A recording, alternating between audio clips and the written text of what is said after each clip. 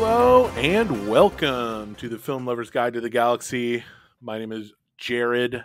I am joined, as always, by Joe and Johnny. Today's episode is going to be a little bit different. We're going to try to do these once a month. We're each going to pick a movie and do a little movie club about it. And one of us is going to lead the discussion on it. And tonight's movie was chosen by Joe. I'm not going to spoil it. You got to listen to it. Actually, I should spoil it, so you stick around and listen to it. Joe chose I Care a Lot. But right now, I am going to throw it to my co-hosts and kind of ask what they've been getting into this past week, other than our movie of the episode. Joe, what have you been watching, playing, consuming? Throw something at me. Yeah, the thing I've been sort of into this week was just taking a look at Netflix original movies. And I watched Klaus again. I thought that was really cool. It's like an animated Santa film from Netflix. It was really good. I rewatched a couple Black Mirror episodes. I don't know if that's not movies, but and I think it's really polarizing for Black Mirror. A lot of people either like it or they really don't like it.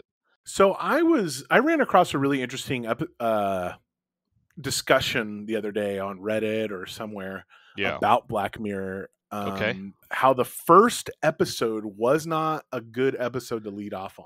Yeah, I mean it's a British show for the first 3 seasons or 4 seasons, and then the U.S. took it over. And I think I agree with that sentiment in general, just because the first episode was very little gnarly, on the nose, but then it sets the tone for what Black Mirror, like the crazy shit that Black Mirror is. That's kind of what I thought when it got with the pig stuff, right? With the prime minister and everything like that. I remember watching it going, oh, like I was, it was really riveting to me, but it really turned a lot of people off. Yeah, I mean it's a gamble, but if you think about the the first 4 seasons or so of Black Mirror, how everything is in some way fucked up. At least it sets the tone very early. It says this is gonna be some mindfuck shit. Now, I would just rank the first episode being a little bit more on the fucked up side on average than the others, but either way, I've been watching that. I rewatched Bird Box again on Netflix because that's one of the originals, and that's really about it. Terrible movie. I think that Netflix, honestly, overall, and I'll try to keep my comments short, but I think Netflix does invest a lot of money into making the originals, and I'm not sure if they're like the sort of the first streaming service to start doing originals. I know that all the Amazon Prime does originals, HBO Max does original, blah blah blah. Because the amount of they're they have blockbuster level production and financing. So I always found that to be interesting. I think that I'll watch it if it's an original, just because it's pioneering into my perspective. And yes, not all of them are hits, and yes, some of them are terrible, but you have good ones every once in a while, and I can appreciate that. And I'm already paying the $15 a month, so I'll check it out. So that's what I've been up to this week. Throw out a couple Black Mirrors that you really like. Which were the ones that you? So I don't really know the titles of these, but yeah, no, that's fine. I just give us the Friends episode of The One Where. Right. So my top 2 that sort of sticks to my brain is the one where that black girl goes to that black museum or something, or museum of fucked up things. If you guys don't remember, it's basically this young black girl. She's like in her early 20s. She checks out this museum of this dude who did fucked up shit to a lot of people, and he keeps memorabilia of it. And I think that was quite interesting because it's like a episode of like mini episodes, sort of that kind of put it together, and that kind of stuck to my mind. The second one is it Hawkeye, where he played the 2 black dudes were gay, like in a video game? It was a trip. It was one of the later seasons. And was it the guy that was playtesting the movie? No. Game, or the playtesting was a horror one where he died. That was my third one. Yeah, I love that. The young white guy, where he was playtesting a horror film and it fucked him up so bad, which was great. Yeah, that was my third one. But then My second one was just making so uncomfortable. Who's the name of the guy that played the Hawkeye or Night or the Falcon? Falcon, sorry. Hmm. Um, I don't think I know which one you're talking about. it's yeah, it's basically two black dudes who have the eye chip that they can play video games together, and they play like more like Street Fighter together. But one of them played the chick, and they start banging each other in the video game. And the what it comes down to is it gay? Is it not gay? And two dudes got really uncomfortable. Anyways, it stuck to me because it was awkward, in a like I can't not look away sort of thing. Like it, But would you yeah, say it made you uncomfortable in a good way? Like it made you think, I or suppose it was just because it was. I mean, with all the Black Mirror episodes, you're kind of blurring the lines. And again, I know a lot of people really don't like any of this. yeah, it's a fairly polarizing show. Yeah, and I think it Um, did its job of being polarizing. I mean, it really is because I love Twilight Zone. Twilight Zone was one of those things that That's the my OG. like That's the OG. that my grandma like exposed me to at a way too young age, and I was just like, this is great. Right on. My favorite Black Mirror episodes are probably the entire history of you, where you can like Yeah, rewind. the cheating thing, Yeah, like you can yeah, rewind in your head like the memories. I thought that was and really reanalyze interesting and everything. Yeah, messed it's up. crazy. Yeah, And we're stepping pretty kind of close to that. yeah, yep, I really loved Playtest, yep. and I really loved the one where it was the Those one where the girl had the android in the attic. right with whoa in the attic. Is this the one with John Hamm? No. Um Android in the again. It's been a while since I watched. I yeah, binge. so the widow got her late husband's like Oh, that's right. personality. It's with Yeah, that Gleason. yeah, Yeah, Gleason and Haley Atwell. yeah. That's Um a trip too. Man, that one was sad, but I loved it. I really like that when Black Mirror goes that route. It's really good. Yeah, it's pushing I the limits for hated sure. Bandersnatch. Ooh, Like I ab is that the pedo one? no that one. Yeah, that one was fine. I thought it was an interesting twist at the end. Right, But right. no, Bandersnatch was the choose your own adventure. Oh, right. Yeah. I remember that too. That was great as well. And then the Star Trek one was great, but we can make a whole episode of that if we wanted to. It's a lot to go off of. It's Yeah, crazy. absolutely. So Johnny, what have you been getting into this past week? I just wanted to rewatch some of the stuff you guys had on your top fives that I haven't seen. So the one movie I did see is My Octopus Teacher. Oh yeah, Let me tell you, man, I never thought I could hate sharks right? simply because, but man, those sharks are, I mean, the connection to, first of all, like with most nature animal documentaries, like it's beautifully shot. But the greatest thing is like, how can you make a connection or a through line? And I thought I was just going to learn about the octopus Yeah. itself, but I mean, there's a real strong connection to that. Yeah, I totally enjoy it. I got why it made it to your top five, which leads me to say I also watch Crip Camp as well. So I enjoyed it. That would not have made it on my list, but I get why you enjoyed it a lot. I thought it was a really interesting documentary. I prefer My Octopus Teacher more than the other Mm-hmm. one, though. So other than that, I've been just rewatching King of the Hill. But yeah, in terms of movies, those are the two that I watched this past week. Johnny, give me some of your favorite King of the Hill episodes. Bobby Goes Nuts is always a great one to Always a watch. great one. It is was a that the one Classic. great where he one. kicks Hank in the nuts? You learned a move in a woman's self-defense class. You are not a woman. Oh, that's fantastic.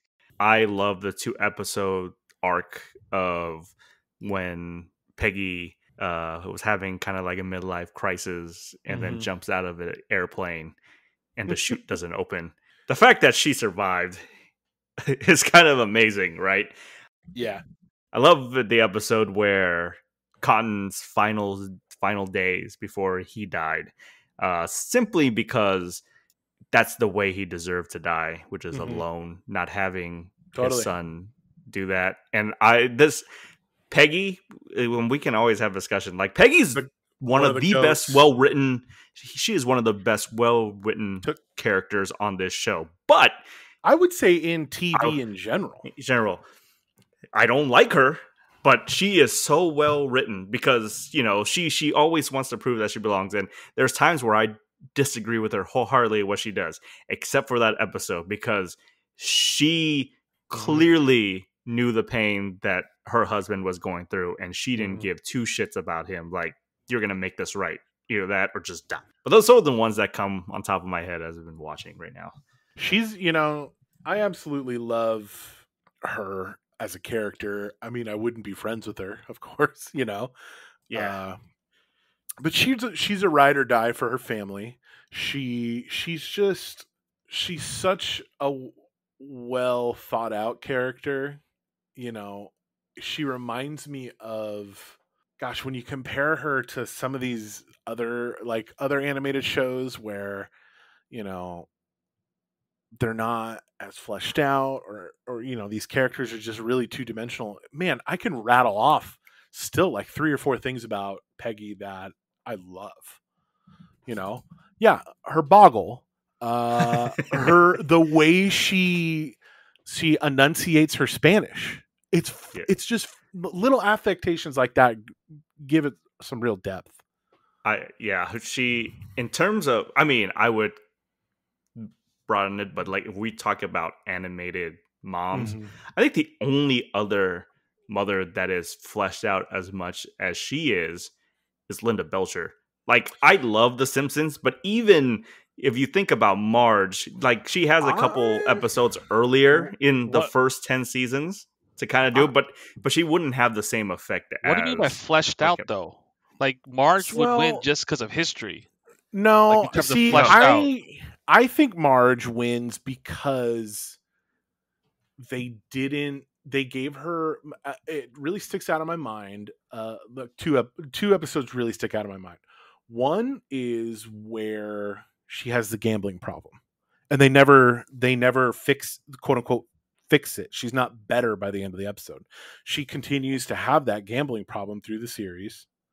And the other one is the one where she became a cop and had to stand up to Homer and all that stuff. I love Marge. I'm a ride or die for Marge, but I want to. Oh, man, Linda Belcher is so good, though. Yeah, she is kind of what I believe Marge probably should have been if The Simpsons in the early years didn't cater toward. I mean, The Simpsons in the early years catered to Bart first, then Homer. Right? Yeah, it was a product of its time, I feel. Right? With Bob's Burgers, shockingly enough, it's the kids that normally get the bigger standout roles, but they actually share even screen time. So when I say fleshed out, with King of the Hill, you know, Peggy actually gets the same amount of screen time as Bobby does in terms of the big stories. Marge, unfortunately, the two you named, outside of those, and then her and the one with the neighbor. Yeah, not neighbor. It was the neighbor. And then there were a couple.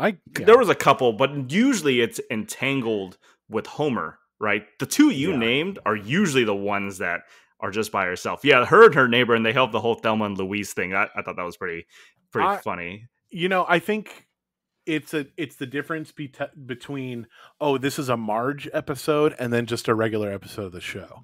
Yeah, where Bob's Burgers and the King of the Hill, they were really part of the ensemble and really part of the show and given depth, where The Simpsons, you know, due to its time and place and everything like that, they were given, this is a Marge episode. This is a Lisa episode. It's a Lisa episode. It's a Marge. You know, you could go either way on that. Yeah. But yeah, gosh, what have I been watching and ingesting this past week? I've been playing some video games. I haven't played video games sat down and played in a while. You know, school and just everything. I just haven't had time. But I got on sale Resident Evil 7. And let me tell you, I can't play more than 9 minutes or 10 minutes of that game at a time because it's so fucking scary. It is legitimately terrifying. It's a first-person game. and you're in this house and these guys, like this family's coming after you.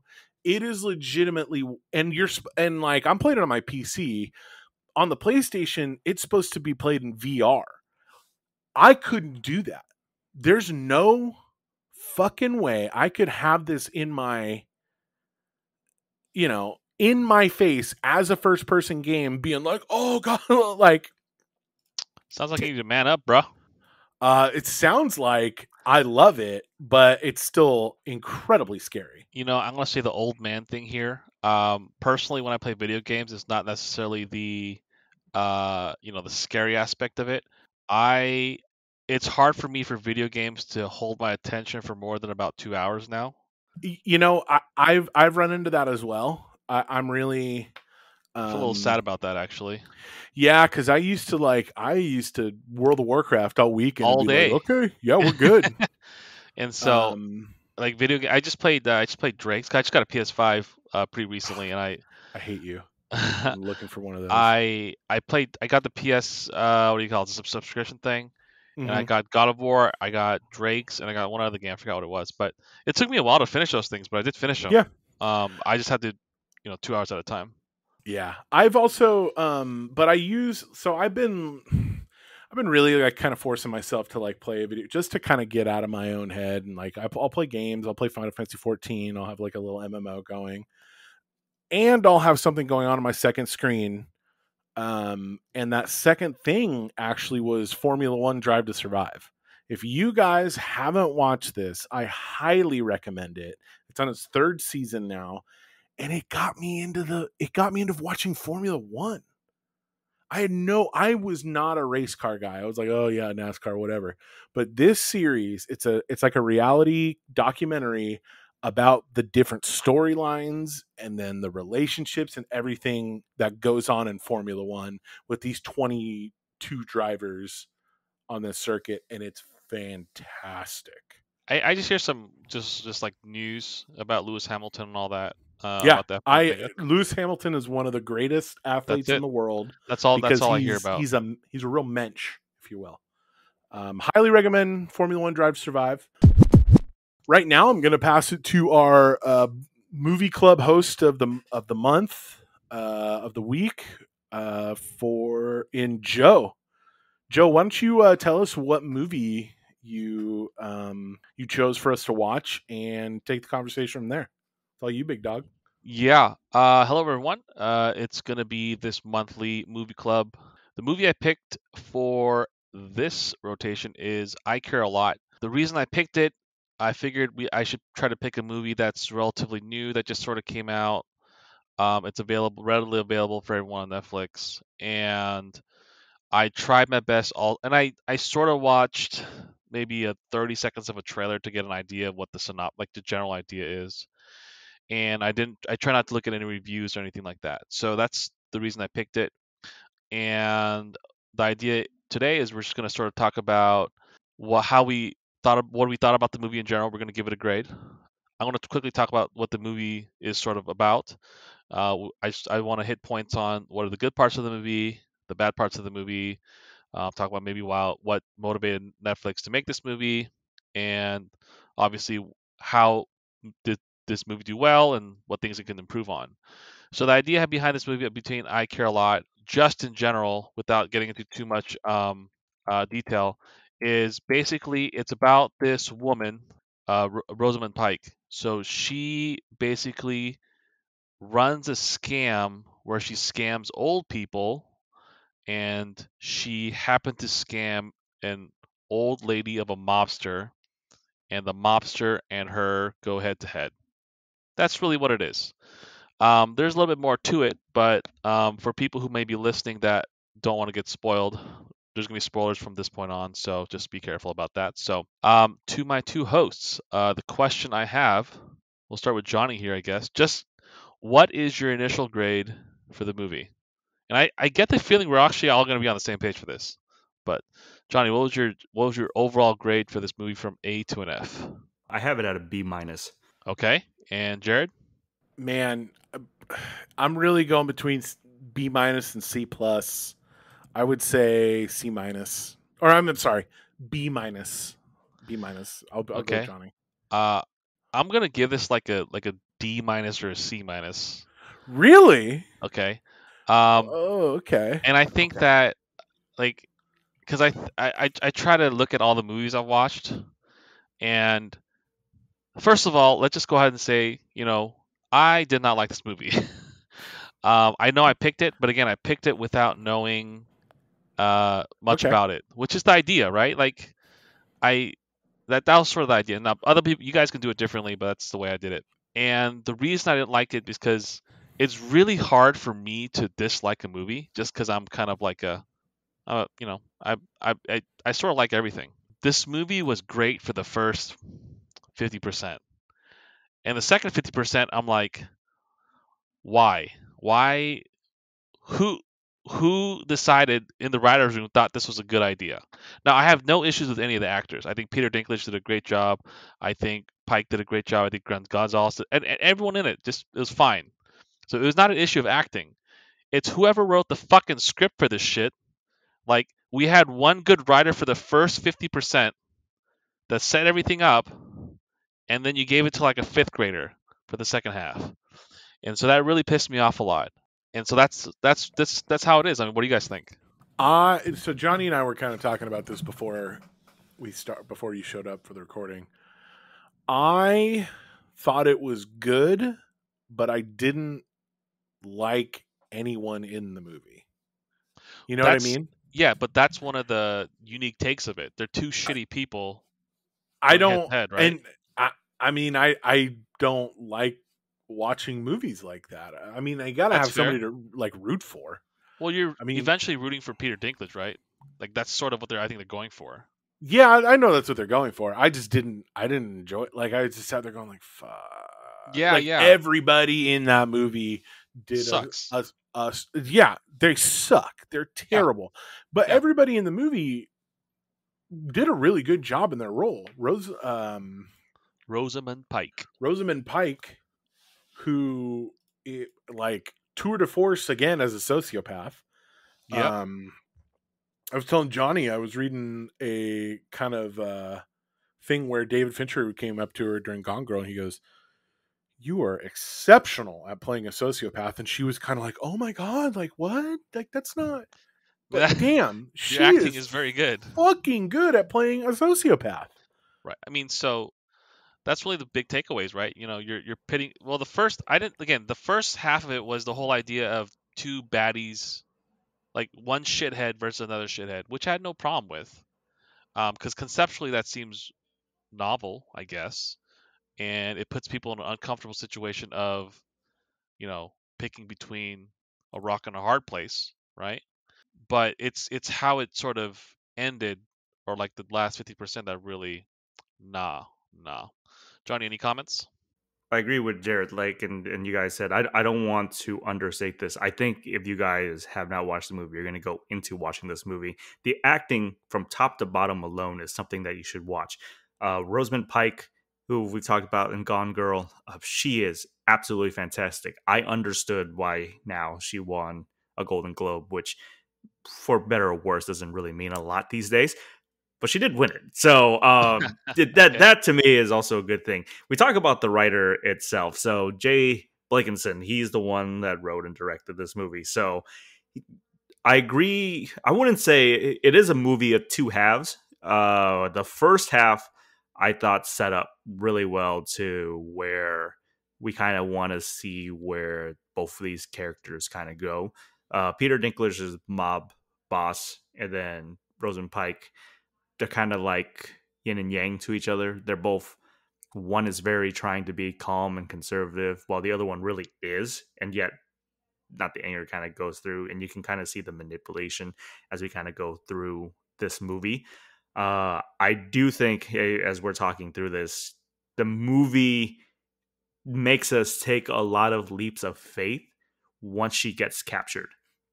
And they kind of have that meeting, because there's a lot of things within that last 30 minutes of that movie that makes me question whether Peter Dinklage is a good Russian mob boss or not.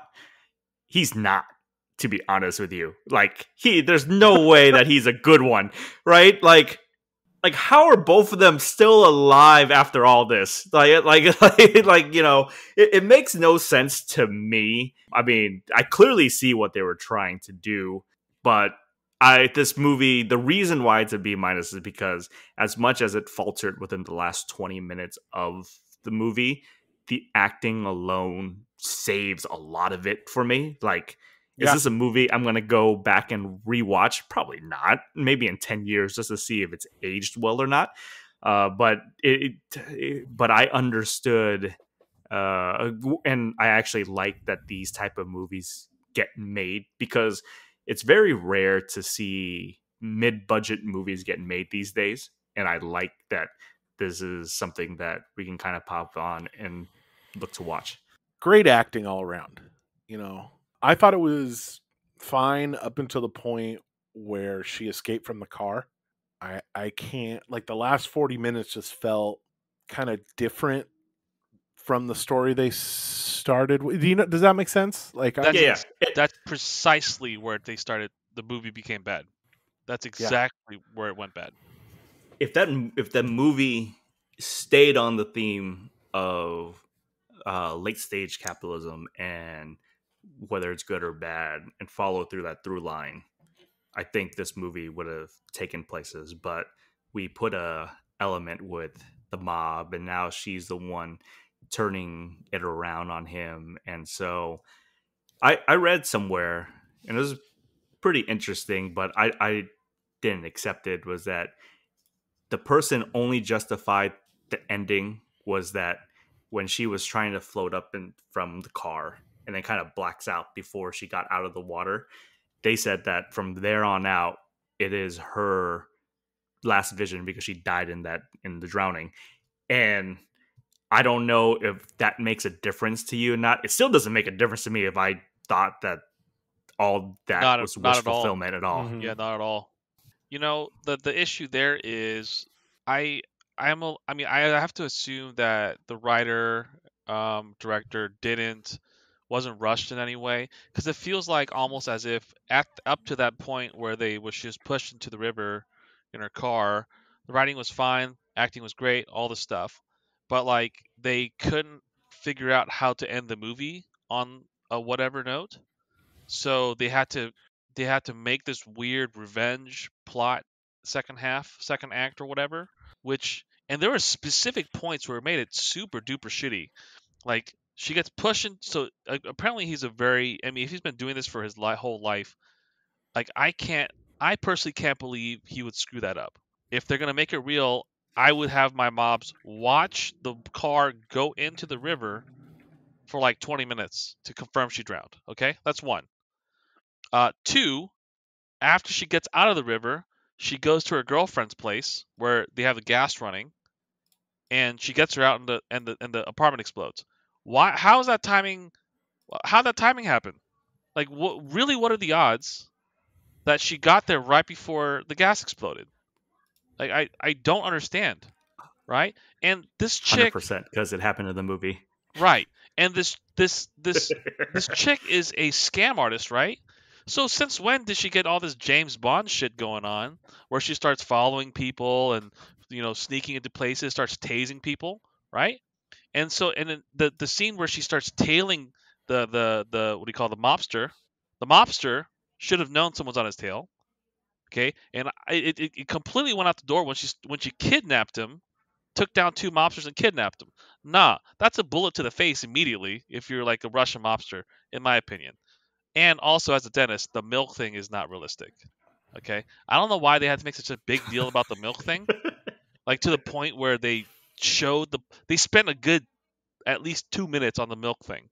For the record, it works, but you got to get it back in your mouth in 30 minutes. Okay, that's what I was gonna ask. Like, you're the one that works with teeth all the time. So, what is the idea of the milk?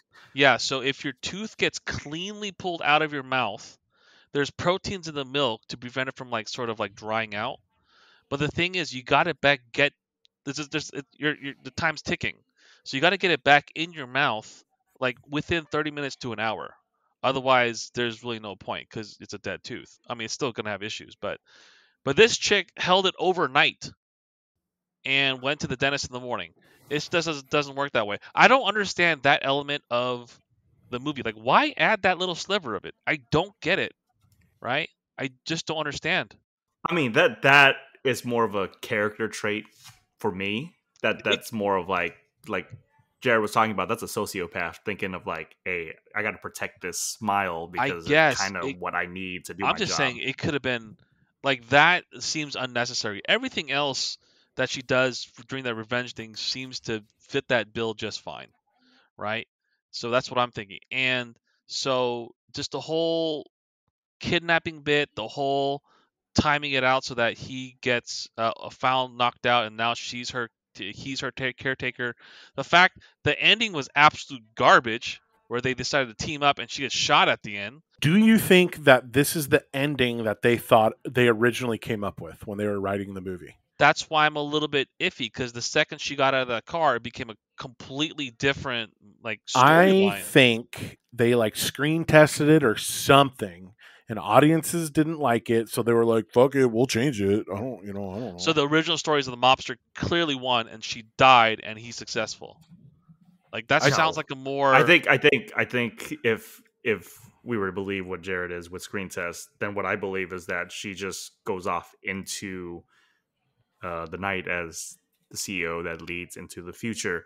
Whereas this ending kind of shows that like she says something towards the end that like she's just getting started. So I'm assuming if they did change it, now it becomes not only that it went from something that she personally is just getting started before she owns this business, but now that she gets shot and dies, that saying is more of like there's going to be more people like me, and we're just only starting in terms of like this whole scam thing type of thing. So, Or are you asking about the bit where she gets shot?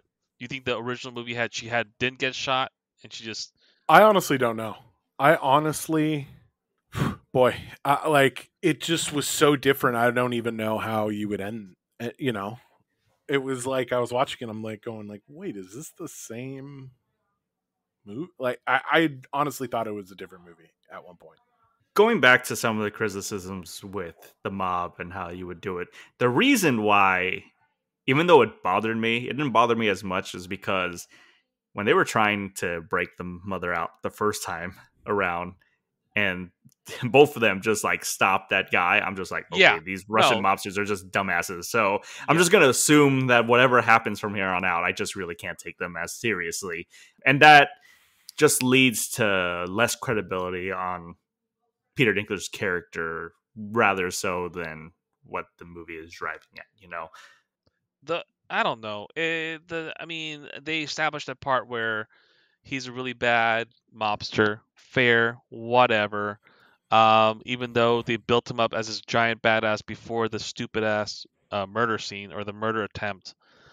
Well, I mean, what I don't get is beforehand they killed off the doctor immediately like that. Like that was no issue. Do the same shit for the girlfriend.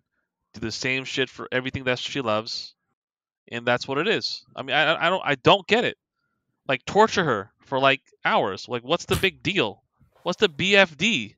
Like that's what Russian mobs do. If you're pulling up the whole idea that he's like a ruthless murdering asshole that cares just about his mom, that had to or yeah, his mom, and he had to remake a whole goddamn identity for 40 years and did all this work to, you know, you know, get away from the law and stuff. And I'm sure he's killed a ton of people before. This should be a walk in the park. And for the life of me, I still can't believe that Pike's character can suddenly be a badass. Like, if her whole I think is being a business scam artist, that's her entire repertoire. Like, at some point, Yeah, she would have fucked up. I think you're on the right track right there. She's either a sociopath or she's or a complete badass. Like I don't buy that she would be, like Exactly. yeah, Exactly. there doesn't seem to be a fault there. Like I don't know. It just I wouldn't. I mean, she is a sociopath. Let's get that straight. I think some of those things this is where when we talk about plot holes, this is when writers would want you to tend to overlook, because they want you to assume that Fran, her girlfriend, is a PI. So some of the things that Rosamund Pike might be doing is something that Fran might have showed her back then, and that's the connection you would have to make, more or less. I'm not saying it's right. I'm just saying I could see where that kind of thing is. I don't really care so much. I just thought that they wrote themselves in a corner when it came to adding Peter Dinklage, the Russian mob, and when we knew all that stuff was going to happen.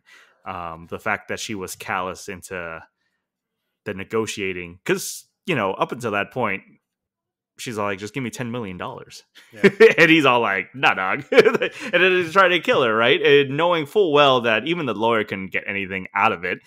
Peter Dinklage looks great in a man bun. That's a positive. Oh, sure. I mean, I have no issues with the costume or the sound or the way it was filmed. Yeah, it was like I said, it was a well-made movie. It was technically and everything really good, but I didn't like any of the characters, and the story was like, in the last 40 minutes, I was like, really? And to me, that's like 40% of it. And also, I forgot about this part. I feel like the judge was a huge dumbass. He's like, yeah, I believe you. Okay. Man, yeah, I believe you. Okay. Yeah, I believe you. Me and Jared. That's I was waiting for him to say it. I was all like, come on, dude. Just give me one. Just give me one. I hated it. I mean, it just started falling apart. And it fell apart too quick, and there's been times I'm like, what? And I very rarely say that when I'm watching a movie, especially when I'm that invested in. You know, you're like 60%, and you're like, oh, it's great. And it starts falling apart. You're like, okay, you know what? It's gonna pick itself up. And it started falling apart more. I'm like, it's getting kind of shitty. And it just never picked itself up. Every time I see the actor, Clay Davis, Isaiah Whitlock Jr. is the actor's name, but I have to go shit from The Wire. I mean, it's classic. Fuck yeah, I mean, dog. it's classic. He became a meme. Shit. This might get me to watch The Wire. Damn. Yeah. Rewatch The Wire for like the 20th time. Overall, I'm trying to the believability of it. I just don't know I don't know much about the legal system and how guardianship works. So here's the thing. That great segue into my next point. A couple weeks ago, last week tonight with John Oliver, did an expose on assisted living facilities and nursing homes. Okay. Holy fuck, this is not far off. Like, those people are getting absolutely screwed over, taken advantage of, and oh my god, it was heartbreaking. And like, there was one where this, like, a 90-year-old man wandered out onto the grounds and like drowned in a nearby like pond because they weren't watching. They didn't care. All I could think about was how much I hated Rosamund Pike's character because of that expose by John Oliver and all of that. It's worth a watch. It'll make you angry, but all I could think about was how much of a despicable sociopath she was. And I don't like characters like that. I think when you have one of your main characters be like that, I think it's uninteresting. Is that weird of me to say? Like, uninteresting in the fact that she's an absolute piece of shit, or what do you mean? That she's just a sociopath, and she's just, like, she's an absolute piece of shit. She's taking advantage of me. Like, it's not like supervillain evil. It's like, gosh, like, this is your story for this? Like, it could have been it just is uninteresting to me. I don't know. How do you feel about that, Johnny? Like, it's interesting. Yeah, you're right. Go ahead, Johnny. The concept and her itself and what she's doing, I pretty was enthralled with it. Mm-hmm. The idea is that, I hate this person, but why do I hate them? It really is because they're just taking advantage of what the system is giving to them, right? When she talks about her being a lioness and wanting to not be ever poor again, she found a way to create a network to kind of build these things. I it's slimy, but it's very interesting to watch Yeah. because I like the inner workings of what she was doing throughout that point. That's why the first 2/3 of that movie was like really engaging to me, because I'm like, man, this shit is so dirty, because on a moral level, like, this is wrong, but on a legal level, you're doing everything. I mean, yeah, you're fudging some of this stuff, but you're just taking advantage of a situation that no one has capitalized on yet. And so, when you bring old people into this and taking advantage of old people, you're going to get more heat on you than you would not even know. I think if they really leaned into that, it would have been much more interesting. With her character being, I will never be poor again. I think if they really leaned into that, it would have been, I would have liked it better. I would have been more interested in it, instead of, we got this kind of mix of her sociopathic behavior of kind of like this blank slate, no morals kind of thing, mixed with, I will never be poor again, because in my mind, I'm like, why should I believe you? You know what I mean? Why should I invest in that character? One, because she's shitty. At least with I'll never be poor and stuff like that, I have a chance to almost play devil's advocate for her, almost kind of root for her in a way that makes me more invested, versus her just being kind of a complete piece of shit, almost to like a cartoonish level. Does that make sense? Yeah, but like they're both like that, right? I mean, Yeah. I don't know who's at fault here, honestly, for this kind of. It's not a fault. I'm just saying. I think it's an interesting conversation.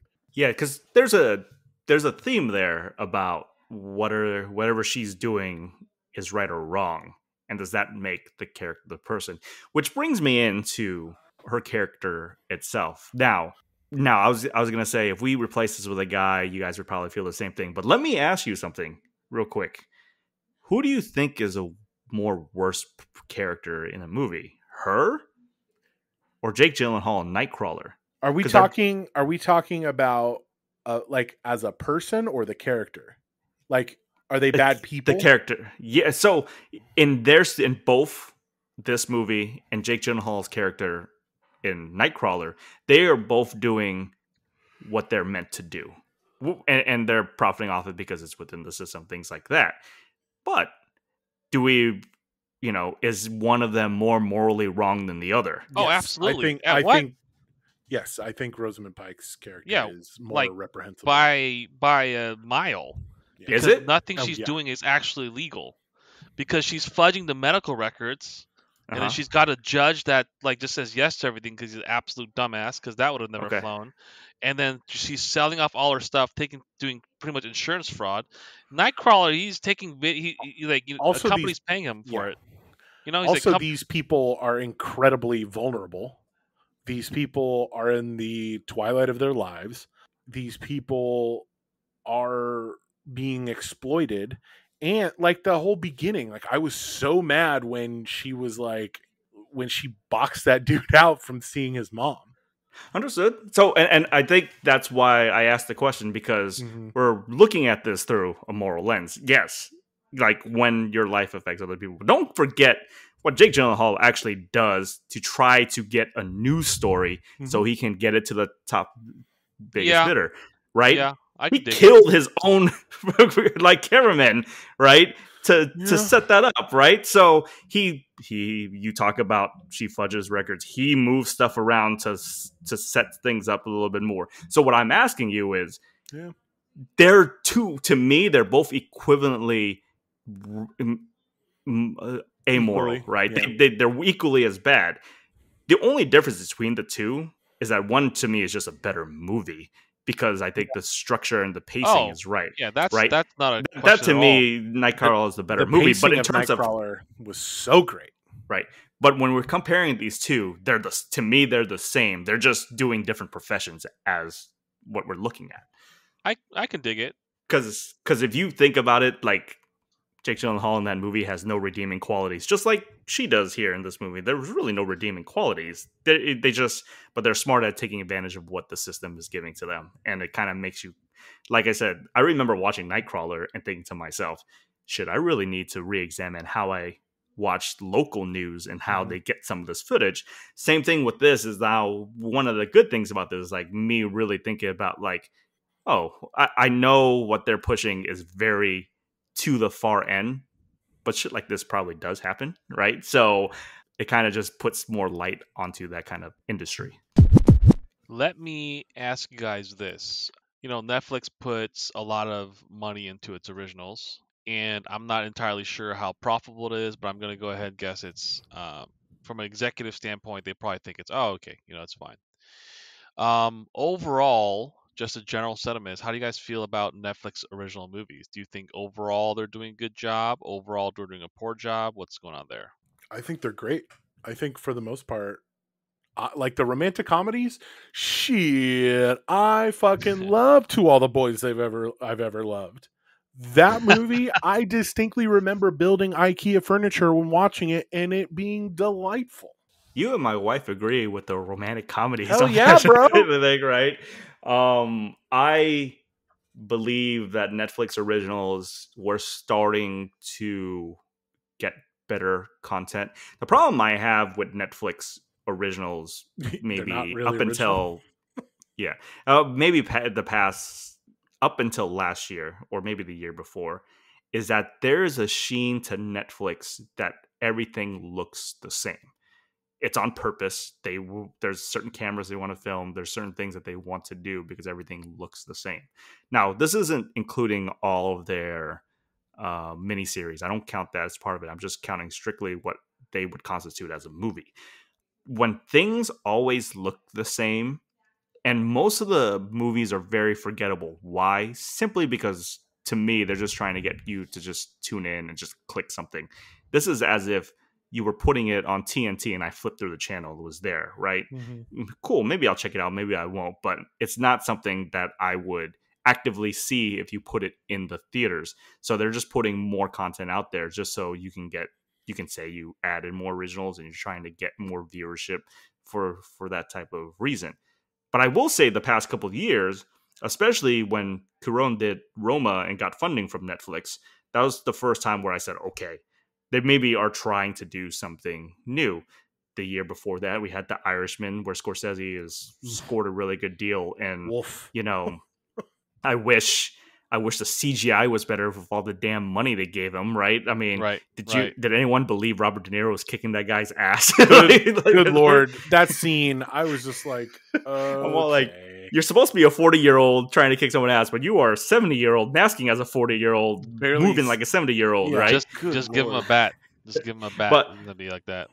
But like I was talking about a little bit earlier, I thought, like I said, this movie is like a B- to me, but I like that they're trying to do these type of movies with A-list type of actors. And I consider Rosamund Pike an A-list actor because you rarely see these types of movies anymore, because in theaters, if you're not a blockbuster or you're not like a super cheap indie movie, the mid-budget movies, they don't make anymore. And that's when we used to see, that's how you kind of get your stars in the heyday to make those movies. And then they would vault those movies into something like a blockbuster. So they're better now, especially with stuff like this. But, I wouldn't have said that 2 years ago. So are you saying that Netflix sort of fills that gap between super indie, low budget, and super mega blockbuster, and they're capturing that sort of market?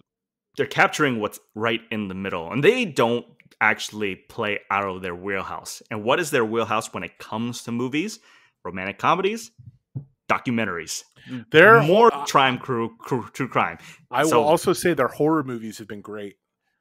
So they play within their own sandbox, but I do like that they're trying some new stuff like this that isn't named Adam Sandler, right? In any of this stuff. But I do think they have to step their game up because HBO Max and Prime are releasing better movies, and they know that since all of the TV rights are going wayward, right? It's not like they have a lot of old school TV shows that people tune in, a la like The Office, on Netflix anymore. that they're going to these other streaming sites, that they have to be able to produce original movies to keep people in. And I think we're going to start getting even better than what we did like this year or the year before. You know, I'll give you 2 recommendations for horror movies on Netflix. The Ritual, really good, really original horror movie. And then the second one is Gerald's Game, based on the Stephen King novel. Oh, Gerald's Game is good. I'll Fucking watch anything with Gina or not Gina Carano, Carla, sorry. Carla Gugino. Yeah. Carla Gugino. That's what I Yeah. meant. Nah, fuck Gina Carano. Yeah, fuck Gina Carano. Also, Vampire versus, or what is it? Vampires versus the Bronx, really good. But to your point about them going to need to step up the game, I don't foresee that being an issue until HBO and fucking Amazon invest money into a decent user experience. Finding a movie and operating those 2 platforms, Prime Video and HBO Max, is a gosh darn nightmare. Amen. It 100% agree. is It an is a shit show. absolute it's the only to be bested in this category by Hulu. Hulu's the worst. I can never find anything on Hulu. HBO Max always lags out on me and then crashes. Prime, I can never, like, I'll type in the name of a movie, it won't come up. These platforms coming out right now, I know you come to us for all of these things, so I'm going to give this tip to you for free. If it's a pleasant user experience in UI and everything, I'm going to overlook some of your content shit. Netflix is a great user experience, and we've been using it for so long. I'm used to it. I'm still not used to Amazon. Have you ever tried to turn subtitles on and off on Amazon? I'm not gonna bother. That shit's whack. It's ridiculous. It is. I want you to do it next time. Next time you're watching a film on Amazon Prime, try to switch the subtitles for on and off. I bet you won't. I bet you struggle with it for 10 minutes, like I fucking did trying to watch Sound of Metal. Yeah, on that point, what I really like is Netflix has, clearly been around the longest, right? And so they've probably perfected their UI and their user experience and all that. And there are some basics to this that I think a lot of these streaming services should copy and copy, right? Yeah, copy in the sense that don't break a copyright, but the basics are there, right? There's things you can't copyright, like a playlist. You don't really copyright a playlist. And so with all these other companies, and these are billion-dollar companies, like what's so fucking hard about like switching to a different episode? The biggest thing I had with HBO Max, like it's you can't go to the next episode until it goes to the very end, and even then you can't skip episodes. And if you want, like for example, if you're watching something huge like The Simpsons or something, it's a shit show trying to navigate all this stuff. And I was just watching The hated it Sopranos so on HBO much. Max. I like The Sopranos on HBO Max. I'm like, oh God, like how do I I gotta back out? Or oh gosh, okay, here's the thing about HBO Max. If I select, if it's continue watching, I go to continue watching, it doesn't bring me to, in order to go to more episodes, I have to back out You have to of completely that. exit out. And get then back. it'll bring up, and then I got to go to the shows page. It's an absolute cluster. Yeah, it's not great. I don't know why they didn't fix it yet, but I'm guessing we can complain about that kind of shit for hours at a time. But again, back to the movie. Is there any way, and this is sort of like the final comments I would have of it is to ask you guys is, with Netflix, do you think this was a gamble on Netflix's part? No. And if so, what, or if not, what can they do to improve on whatever next original they have coming up, potentially? I'm actually okay with this. Now, I do think sometimes you do need studio notes, but it seems like Netflix doesn't give a lot of studio notes to some of these movies, because if they did, The Irishman wouldn't be 3.5 fucking hours long. Ugh. The worst. But to me, I think this is actually very good for Netflix. I think if you're able to pitch an idea and you can sell why it is, Netflix just gives you the money and you go do your thing. Yeah, they're going to want to make sure you have the product out. I do believe that when it comes to how this movie is, it is all on the writer director that made the movie. So I'm okay with directors and writers falling and burning like this, right? Because it's on a streaming platform. But I get to see their vision, right? I bet the studio, if this was like Warner Brothers or something that had to protect money, they might go in a different route where, okay, we gotta make sure when he shows her mom that she needs to show some emotion so that there is some stake in the game rather than being cold-hearted, right? Or when she does these things that we gotta humanize her at some point rather than just keeping her immoral. I'm okay with how this turned out. Like the movie, not watch the movie again, that's up to you guys, but to me, I'm okay with this. And I don't think if they continue like this, I'm actually okay, because we're going to get true visions of what actors, directors, writers, musicians, scores can get out of this rather than going through the traditional studio route. I think it'll be interesting to see Netflix in a couple years. I know they did the live action Cowboy Bebop, which I am very interested. I'm a big Bebop fan. Their live action anime has been pretty hit or miss, I know, but I'm pretty interested in I'll watch these movies. They're there. I'm paying for it. I'm kind of glad that you chose this one. At first I was like, what the fuck movie is this? And then it was I did some research and all that. Forced you to watch it. No, it's not, because I don't think I would have watched it before. Oh yeah, I'd probably agree with that. But I'm glad we were able to have this conversation about these movies. And what do you think for award shows going forward? Do you think they're going to be nominated for more? Do you think that's my question. Do you think they should be? Do you think they I think they should be, if just assuming that, if they capture this specific market and they have I think they have legitimacy, and, just as long as the quality continues improving, they're just in line with those, with everything else that's being in award shows.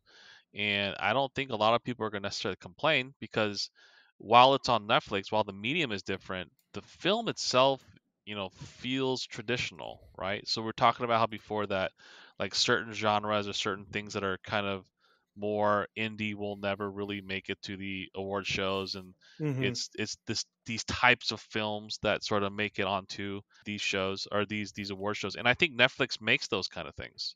And so in that sense, I still think that they can make it. And my final comments on what I thought about, if again, I'm sort of parroting what you guys are saying. I think that I'm very happy that there's competition. First of all, I'd hate it for Netflix to be the only one in the market, even though they were the only ones in the market competing against like Blockbuster or some shit. Tangent. What is with this nostalgia about Blockbuster? They were a shitty company that imposed shitty edits on these movies that they were carrying. They treated their employees like garbage. What is this whole nostalgia for that? I get it. It was fun going to pick out a movie and get some candy. Yeah. But good God, I can't tell you how glad I am that I don't have to fucking go to a place, rent a movie, and then be like, damn it, I didn't return it. Right. So be kind, rewind, right? I think that, we're at a different time now. You got to remember, back in early 2000s, not high-speed internet was not necessarily everywhere. So renting movies was a thing, and that was one of the only solutions you can have for watching movies. Netflix came around, internet penetration got really high, convenience was mega high, sending it directly to your door was amazing as well, and then now Blockbuster decided not to do it. And I get the feeling it's a little bit of still with the. I know somebody. I didn't mean to interrupt. You just brought it up to your door. I know somebody still with a DVD plan. That blows my mind. I thought for a long time, and I don't know, I looked this up maybe a while ago. I thought that not everything that Netflix has is completely on streaming. Like, I don't know if this switched now, but there are certain things that are only on DVD, and I don't know if this because they can't buy the rights to it or the streaming rights or whatever. But I'm guessing that library the online library has expanded, like to the point where it doesn't matter, right? Yeah. So Correct. Yeah. I mean, streaming rights is different from owning and then renting out a physical DVD because you can spend one and then that type of thing. I will say it's not that I'm nostalgic for Blockbuster. One, I'd rather go to Hollywood Video. But two, yay! God. my biggest thing is that there is the nostalgia of looking for a movie because at the end of the day, unless that movie is sold out, I'm going to leave with a movie. How many times have you actually looked at a Netflix playlist for 20, 30 minutes and couldn't figure out what to watch? Right? At least with me, as long as I go in there, I know I'm leaving with something unless the absolute movie I came there for one is not going to be there. Right? It is like there's times where I feel like am I watching more of what is on here rather than watch the actual stuff on here. So there are things like that. It's convenience as well. Okay, look, I'm assuming that all three of us have gone to a movie rental place. So you guys go in there, they have like weird lighting, weird carpet that apparently every fucking movie rental place owns. I used Uh, to work at a movie rental place. Right. So then all three of us did because me and Johnny worked at Hollywood Video. And it's all about going in there, picking a movie, picking out some candy, checking out all that kind of stuff. And it's kind of like a cheap date night thing. And I can't really blame people for being nostalgic, but I went to that very last Blockbuster. That's all I can tell you. It was just I I don't know how just they're staying in business. there's like this and then like I don't understand the nostalgia for VHS tapes. They look like shit. I would say that it's the same type as those the vinyls. No. I guess I'll tell you what, vinyls has artwork. Oh. First I mean- off, it's vinyl. Whatever. All I'm saying is you have to own. How much is that thing to play the vinyl? Like how much does that cost? Like it's My nice record player was a few $100. I like the thing is vinyl is being mastered these days to sound really good. VHS tapes, you're just not going to get that. Film, it like that type of small ass film. And you had to fuck with the tracking, and sometimes the tape, the VCR would eat the tape. Like, I just don't. I go on TikTok. Yeah, that's my first problem. But everyone's like, "Oh, do you remember my VHS?" Right. No, bro. I remember having to get a pencil and fucking wind it back in. God. Yeah. I don't know. I do remember people owning VHS rewinders. Those little things. The red car, the Ferrari. Yeah, thing? dude, it's always a car. Yeah. I don't know why. Why is it always a car? It's going fast. Because it's So I'll try to keep this little tangent short, but my mom growing up was really big of Korean dramas, and Korean dramas are hard to come by back in the day. And she would always take me to the Korean rental place, and all they had was VHS, and that's all she rented. And in that sense, I'm nostalgic, in for my mom's sake. It was really fun. But personally, nah. And I think we're sort of, and getting back to the point about convenience and all that, I think that for a lot of us, it's getting more and more and more convenient. Like if Amazon doesn't deliver in 2 days, we're mad. If we don't have instant gratification for other things, we're getting mad. And if we don't have food delivered to us, it's kind of a pain in the ass, even though food delivery is an absolute shit show with how much they're charging. And so with this era of everything being very convenient, delivered, it is what it is. But overall, I think all things considered, I think you guys are much nicer than I am. I think the movie was. I'm never gonna watch the movie again. I'm always gonna remember the movie as being very, very subpar. But at the same time, I'm glad that Netflix took this quote unquote risk.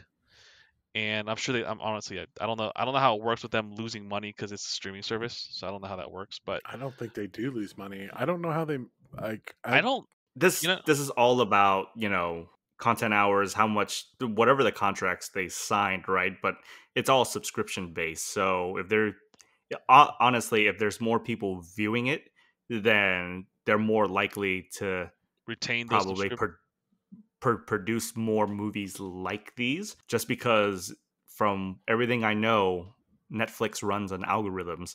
So that's why if you like a certain show and it got canceled the season too soon, it's because their algorithm's telling you no one's going to watch another season. Technically, whether that's right or wrong, that kind of kills the creative process. So I think they're trying to mend those type of fences there. as long as they can fix that algorithm, right? Yeah, so let if I can, let me read just some stats off. Obviously, they only made $1 million in the box office because this is a Netflix movie. I think the 1 million somewhere overseas or whatnot. Not bad. So the critic score, they gave it a 79% overall on Rotten Tomatoes, while the audience score was 35%. Oh, So let me read one of the user reviews. Brandon G here said, I made an account here just to rate how terrible this movie was. I have never turned a movie off with 20 minutes to go until this one. Utterly tasteless. But this sentence is the best part. The fact that Roger Ebert, who passed away in 2013, rated this movie 3 out of 4 stars makes me lose all respect for him. First off, dude, I'm not going to degrade you on your review of the movie. But dude, RogerEbert.com and Roger Ebert, the person, are two different things. Because Christy Lemire, who wrote for RogerEbert.com, gave it 3 out of 4 stars. She said, sure, the blithe, parasitic nature of these characters is disturbing, but the verve of the storytelling on display keeps you hooked, as does the ever-versatile Pike. I will say this, when it's all said and done, like, I think we agree, like, the story itself doesn't lend to the actual filming of the movie, because visually it looks great. The score really kept the movie going as it went along, and like I said, the acting from top to bottom is just bar none great in this movie. Yeah, I side with the audience, but I get the feeling in the future that's sort of where I lie. And so even if we take the average, I would say I'm pretty accurate. So overall, I would say we give this movie a. You guys gave it a B minus or a B? See, here's the thing. Like, I'm fine with a C. I was riding C plus. C plus. Yeah. We'll give it a C plus. So in my book, that's just like not recommend. And you guys can always look at it for yourself. So If you guys made it this far and have not seen this movie, if these two don't, I honestly will recommend this movie just to watch. Simply, like I said, Rosamund Pike alone is worth the watch, at least one through. I'm not going to recommend you to watch it a second time. I don't know about that, but the first time through, Rosamund Pike alone is worth the watch with this movie. Yeah. As is tradition, Jared, do you have any plugs? Ooh, throwing to me first. There we go. You can find me on my Twitter at JLUTHY. I talk about a lot of things on there. Some pro wrestling, some movies, some, social justice stuff, Black Lives Matter, all that good stuff. And you can email us at filmloverspod@gmail.com. Once again, that's filmloverspod@gmail.com. Send us your questions, send us your emails, send us just if you want to say hi. We love you. You guys can find me on all social media at JNO11, JNGO11.